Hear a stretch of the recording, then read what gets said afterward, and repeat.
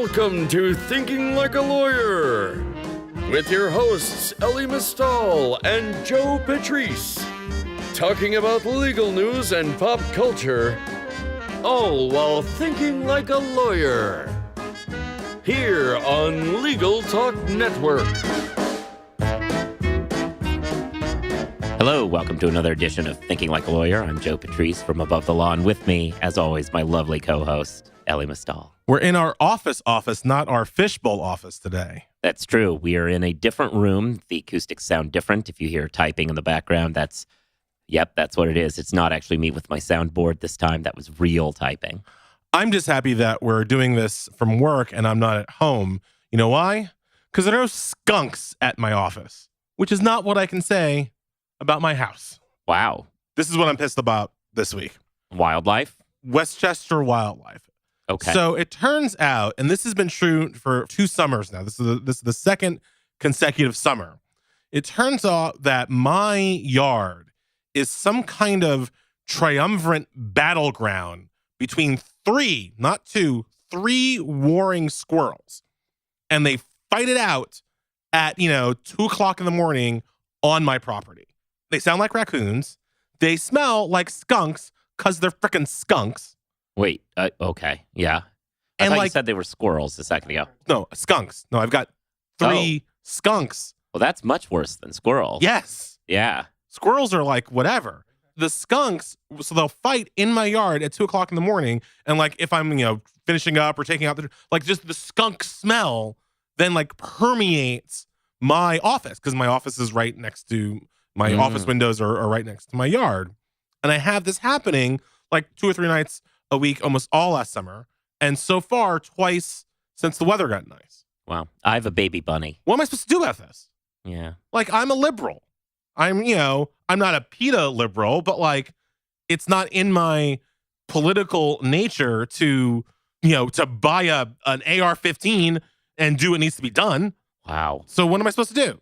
You just live in a world that is entirely of your own creation, isn't it?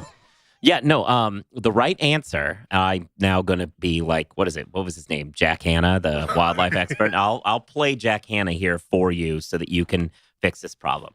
First thing you got to do is you go down to like a Sherwin Williams or something like that. You get some white paint. You paint it on a black cat, and then they'll just follow that. I've learned this over years of watching cartoons. They will chase that cat thinking it's a squirrel. There was a long period of time where you were talking where I actually thought you were going to help me. I know. That was the best part because the look on your face, which unfortunately everyone listening can't see. Oh, the look on your face was great, though. You were so lit up with joy that I was going to provide you an answer. Yeah. I mean, I think there are pest control areas, places that will trap and release those things into the appropriate wild, which is not, in fact, Westchester. I mean, the only positive is that they do work as like as a disciplinary tactic for the children. Oh, If you don't do what I say, I'm going to send you outside with the skunks, and that occasionally increases the speed at which they get into the bath or whatever. Wow. So they work as a boogeyman. Oh, okay. I remember reading that in the Dr. Spock books. I'm not joking. I threaten the children with skunks. I try to use whatever I have to make bath time work. All right, that's not what our topic is today, though. No, but it's something almost as entertaining. We're going to talk about law schools and law school rankings. So that's what we're going to talk about. I mean, first, though, we would be remiss without noting that we have a sponsor, again, as usual. Is it the Orchid Man? It is not, though I think you did a good job of trying to get us some new sponsorship. No, this, again, is Major Lindsay in Africa. Whether you're looking to advance your legal career or grow your legal team, Major Lindsay in Africa can help you navigate the legal landscape. With more than 35 years of experience in legal recruiting, Major Lindsay helps law firms and legal departments thrive in today's ever-changing market and matches lawyers and legal professionals with opportunities where they can flourish. Learn more at mlaglobal.com. Remember that, everybody, because we're going to want you to make the most of your legal career. So what are we talking about today? Law school rankings. Ding, ding, ding, ding, ding, ding, ding, ding, ding. Notice how I'm able to make sounds without a goddamn board? I mean, okay. So we'll let everyone else guess which of those two was better. So with that, yeah, no, we're talking about law school rankings. Obviously, there's the U.S. News rankings that everybody reads because the U.S. News is no longer a news organization. It's a ranking organization. But those rankings are always, there's more than a few things wrong with them, one of which is they're a year wrong always. So today we have with us Brian Dalton, the Above the Law and Breaking Media Director of Research. He is the numbers person behind our rankings. Welcome, Brian. Thanks, guys. Glad to be here, of course. I'm always particularly proud of our rankings because I feel like our rankings are, as we've done them for over 5 years now. This is the 6th version. Our rankings are outcome determinative. While U.S. News or Princeton Review or other places they should go to, they look at a lot of inputs. What's the LSAT score? What's the GPA of the entering class? We look kind of exclusively at the outputs. What kind of jobs are people getting? What's their overall employment score? How much debt are they graduating with? Kind of how expensive the school is. So we look at these kind of outcome determinative factors, and I feel like that makes our rankings unique. However, Brian... Elie, I think that's a pretty fair summary and a pretty complete summary, but I'll just add that we're the only folks that engage in the law school ranking game that use the freshest, most recent 2017, in the case of this year, ABA employment data. All others, most notably, of course, U.S. News, rely on data that's a year old. It's almost like you're saying that those rankings kind of smell like they've been sprayed by a skunk. Wow. We're going to keep... Again, those are your your words. It's really bad at my house, yeah.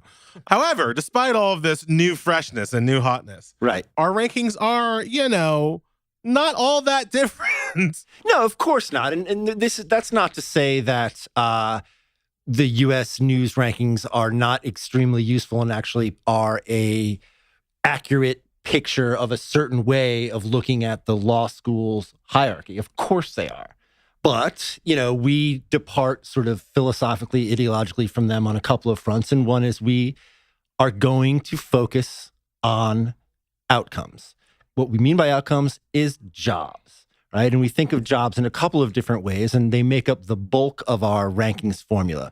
On the one hand, we run something called an employment score, which is long-term, full-time, bar passage required jobs. What percentage of your graduates land positions that can be so defined? So my job wouldn't count. Your job is probably under mushier conceptual frameworks, maybe a JD Advantage type position, but we disregard JD Advantage. Look, we obviously have to concede or acknowledge that all kinds of law school graduates are doing all kinds of interesting and rewarding things out in all different kinds of fields. And it's not like those jobs shouldn't count. It's that they can't really be counted. There's no meaningful apples to apples way to count them. There's no way to really define them. We have to depend on self-reporting. We have to make all kinds of sort of judgments that we're really not in a position to make. So let's keep it simple. Long-term, full-time, bar passage required, full stop.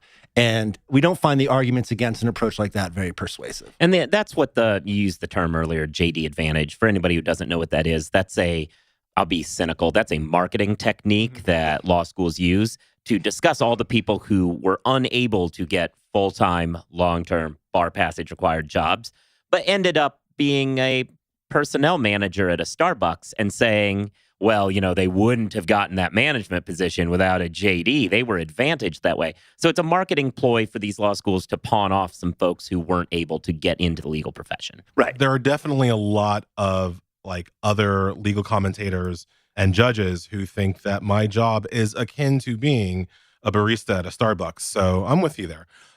We don't charge $7 for anything we do. Well, yeah. I was going to go with, luckily, we don't call the cops if you're just sitting in our office. Yeah. Brian, I was going to ask, one of the things that U.S. News has going for it is that every year I know which law school to go to, right? Because U.S. News tells me every year I'm supposed to go to Yale. Right. And failing that, I should go to Harvard and Stanford. Right. And that's always what you're shooting for. Right. Our rankings, this year, you said it's our 6th year. It's like, what, our 4th, 5th different number one law school? Sure. What's up with that? It's a fair point. And if you do look at the number one slot in our rankings, we've had 4 number ones. And by the way, we haven't even sort of buried the lead. Chicago is the number one school this year for the first time in 2018. Other schools that have been number one include Harvard, Stanford, and then Yale 3 times. And so Chicago, that's the Chicago campus of University of Illinois, or is it? I don't know. Yeah, it's the venerable University of Chicago of renown in certain circles. First school to offer a JD, University of Chicago. Really? Yep, that was a trivia question on our website. If you read our website, you would know that. Sorry, I was making coffee. No. I know you were running from skunks.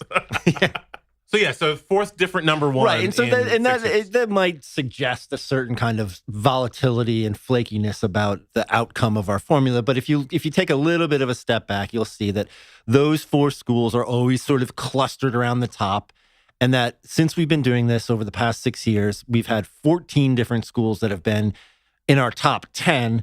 And that's pretty stable. It's not as kind of carved on a stone tablet as the USN T14, nor would we want it that way, really. And then if you take another step back and look at the whole universe of 50, because of course we confine our rankings to 50 schools, because arguably even that's a stretch, because we only want to be concerned with national schools where either have a reach in terms of employment prospects beyond their local market, and or schools from which students who aren't necessarily at the top of their class still have a legitimate shot at securing a decent employment outcome. And this year, the turnover in the top 50 was 7 schools. So 7 schools left, 7 schools came in. So we feel like that's sort of a desirable level of continuity and stability, with also the ability to reward schools for excellent performance year over year in terms of the jobs that their grads score. That rewards point, I think, is important, because I think when we say, well, how reliable are rankings that are moving around a lot? Well, part of it is rewarding people, right? When you have a ranking system based on the outcomes, when it's based on placing people in jobs, when it's placed on doing better on the bar exam, having schools change their ranking because they're performing better is actually important. Right. The only way to game our rankings is to do better. Yeah, but if you really start to look at our rankings, and look, again, I'm generally proud of this work, but if you look at our top 3 this year, we've got what? We've got Chicago, we've got UVA, and we've got Duke Law School in the top 3. Sure. Yale Law School ranks number 7. Sure. If I told a young student, a young college graduate, that they should go to UVA over Yale, they'd have a right to punch me in the face. Sure. I would like to see that. Actually, that would be hilarious. But we're very careful and very thoughtful, I think, about the way that we frame this. This is just one bit of information out there in the great marketplace of ideas. And we all know that if you get into Yale, you really ought to go to Yale. Yeah. Yale is an outlier in that it raises all kinds of problems methodologically in terms of ranking it, because a lot of the sort of nuances and eccentricities and really a lot of the amazing qualities that institution has aren't really capturable by what is essentially a reductionist ordinal list by definition. And one that's legal based, right? Like, University of Chicago graduates going to go on to work in a full-time, long-term bar passage rate job. Or, if somebody at a bad school might go to a quote-unquote JD Advantage job, which is the aforementioned barista. But at Yale, they might be going to a JD Advantage job like foreign minister of a Central American country. Or they really are the proverbial McKinsey consultant with a freshly minted JD or something. Which you hear editor a lot about. of Above the Law, for instance. They could, from Yale, you can do that. Yeah. Yale law grads were at one point wildly overrepresented in like the 12 full-time employees that we had at Breaking Media. But Yale's a special case. And I mean, on one hand, it's also so small. We're right? almost, it is. But then if you really look, Chicago's smaller and Stanford's smaller. So True. You think of Yale as this tiny little operation, but it's really, there's equivalent schools in its tier. So those small changes in proportion have kind of an outsized effect, sure, in terms of the metrics that we use. But I mean, I like a joke that an acquaintance of mine said that you relayed to me, that we really should have a aspect of our formula where it's just a yes or no question at the top. Are you Yale? Yes or no? And then if it's yes, you get 100 points. And if it's no, it's 0 points. And then we just go from the rest of it there in terms of the various components. And that would address the Yale question the Yale problem, but we just never got around to doing that. Do you think that we're seeing a bit of a Trump effect in our rankings this year? I look at our top and I see, I see Chicago, I see Virginia, I see people who are going to get jobs as clerks by judges that Trump appoints. You mean Chicago, that school that Barack Obama taught at? Yeah. As opposed to Harvard, that school that he graduated from. Look, 30 years ago. It's really interesting. I was a little bit. I was genuinely impressed and a little awestruck by your ability to tease out a Trumpian kind of angle to these rankings. Because I certainly myself, I had not considered that at all. That top 3 cluster probably leans a little right in the scheme of things.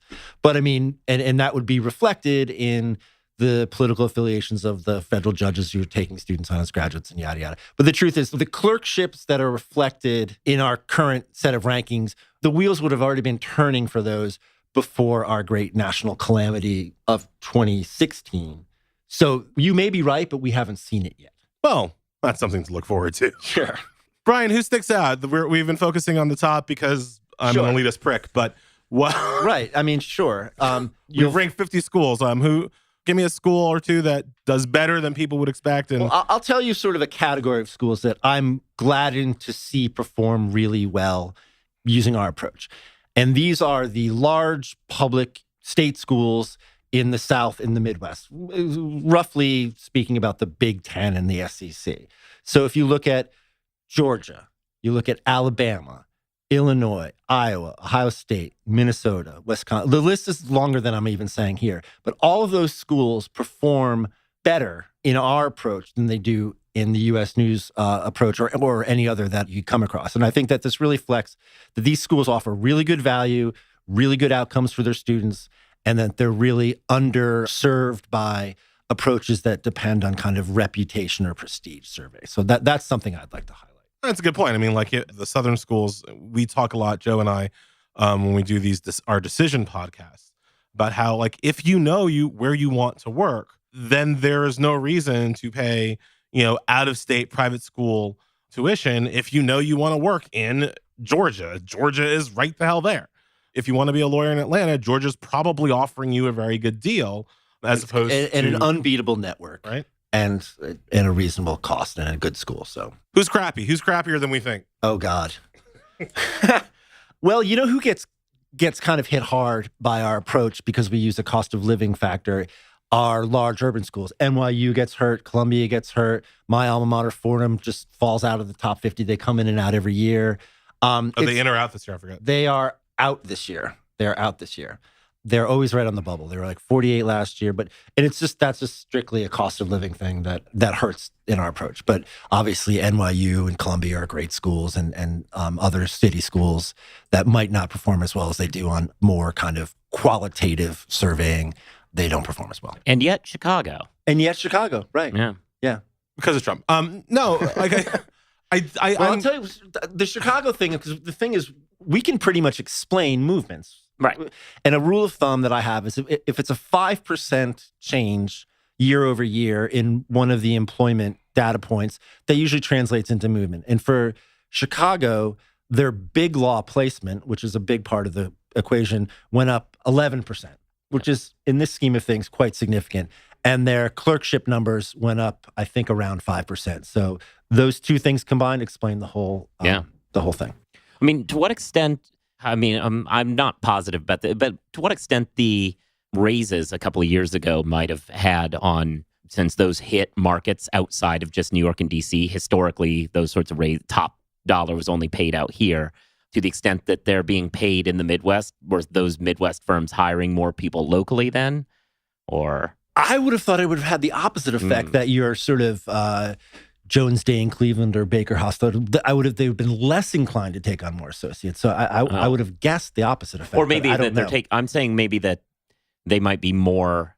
I just wondering if maybe it was a sign. I mean, because we've been trying to explain why somebody would pay more in these markets that aren't quite as elite, and sure, some of the reason is there's more business in those markets, and if there's more business in Chicago now than we thought, that might be a reason why more Chicago grads are getting gigs. I don't know. Another reason could be just that there's more competition in those markets. And and certainly a school, Midwestern schools, Big Ten schools placing very well suggests that there is a lot of legal work to go around. I meant in my head west of the Hudson. I was going to say west of the Mississippi to try to be, I don't know. And I certainly see a lot everyman. of Texas schools doing well on this list too. Yeah, they do. SMU, Baylor, Texas, they're all clocking in, which that's It's weird because I don't really know what an energy lawyer is supposed to do anymore, since there are no regulations anymore. Matter. But that's the issue. That whole area is just. What do you need your lawyer for? I mean, to handle your prenup? I mean, but energy law has. Okay. Anyway, as anybody who may not know as much about the legal industry or be similar to what Elie was saying, the point is, energy law is, while a very valuable practice area in Houston, is not necessarily the entirety of the Texas legal market, which is booming on kind of all scores now. Sure. Because software companies are there. Everyone's there now. All the plaintiffs work there. All the plaintiffs work. God help us all. Well, these rankings depress me, but I still think it's really good work. Aim to please. Thank you. Thanks so much, Brian. Thanks, fellas. Carry on. Yeah. So there we go. Quick little rundown on the rankings. Why? Now, you're depressed mostly because your school doesn't perform as hyperinflatedly well here? Is that the issue? You always want to stand for your alma mater. Yeah. I mean, mine, I fully accept his argument. It just costs too much, which is true. Right. There's obviously a little bit of that. One of the things that I think our rankings are starting to are showing is that the legal market is moving. And if you look at our last episode about salary raises, I mean, like the new normal, the market has been the way it's been from about the recession until, let's say, 2 years ago. Yeah. Right. But that new normal seems to be giving way to yet another new situation. I think that's I think that's what you saw last week with salary raises. I think that's what you're seeing here with our rankings, that the legal market is shifting and changing. Yeah. And so still trying to figure out how and whether or not it's shifting and changing in a good way. Fair enough. So anyway, thanks everybody for listening. Thanks, Brian, for joining us. He's already had to run, but thanking him anyway. Thanks for listening. Always be subscribing to this podcast, giving it reviews, giving it stars, writing things that helps it move up the podcast ratings. Read AboveTheLaw.com, as you should be anyway. Follow us on Twitter. I'm at Joseph Patrice. He's at Elie NYC. And listen to the rest of the Legal Talk Network's offerings, too. You can get the Legal Talk Network app and get access to all of them. Actual skunks, not weed. Yeah. Okay. With that, we'll talk to you next time. Peace. If you'd like more information about what you've heard today, please visit LegalTalkNetwork.com. You can also find us at AboveTheLaw.com, ATLRedline.com, iTunes, RSS, Twitter, and Facebook. The views expressed by the participants of this program are their own and do not represent the views of, nor are they endorsed by, Legal Talk Network, its officers, directors, employees, agents, representatives, shareholders, and subsidiaries. None of the content should be considered legal advice. As always, consult a lawyer.